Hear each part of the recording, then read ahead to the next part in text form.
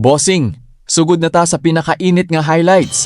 Pag-abot pa lang sa opening quarter, grabe na dayon ang tensyon sa sulod sa gym. Human sa jump ball, nagsugod dayon ang paspas nga bakbakan sa duha ka team. Ug wala gyud naglangan ang Team DG kay si Reyes. Dayon ang unang may puntos pinaagi sa iyang nindot kaayong layup. Kana nga unang basket mao'y naghatag og kusog ug kumpiyansa sa ilang panig. Human sa maong puntos, nisunod dayon ang iyang mga kauban. Makita gyud ang ilang panaghiyusa sa matag possession. Ang ilang mga pasatukma, ang depensa lig-on, ug ang ilang ball movement grabe kaayo ka organisado.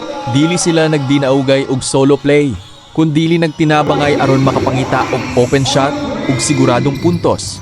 Kada basket gisugat sa kusog nga syagit sa mga supporters nga nagpuno sa excitement sa tibuok gym.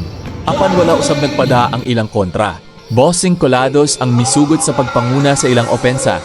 Grabe ang iyang basketball IQ ug pagpabase sa depensa. Ang mga plays nga iyang gipadagan, hapsay kaayo ug epektibo. Kada atake murag adunay klarong plano. Ug tungod niini nakakuha sila og maayong kalamangan sa scoreboard. Sa second ug third quarter, nagpadayon ang bangis nga bakbakan. Walay team ang gustong mapildi.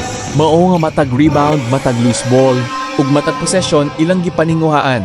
Samtang nagkaduol ang katapusan sa duwa, misamot usab ang pressure. Ang matag basket dako na kaayo og bili. Ug pag-abot sa fourth quarter, lahi na gyud ang dagan sa laban. Nag-step up si Dela Cruz ug gipakita ang iyang pagka-clutch player. Sa dihang nagkinahanglan ang iyang team ug leader, siya ang mitubag. Ang iyang agresibong pag-atake sa ring, maalamong desisyon ug importante nga mga puntos mao'y nakapausab sa momentum sa duwa.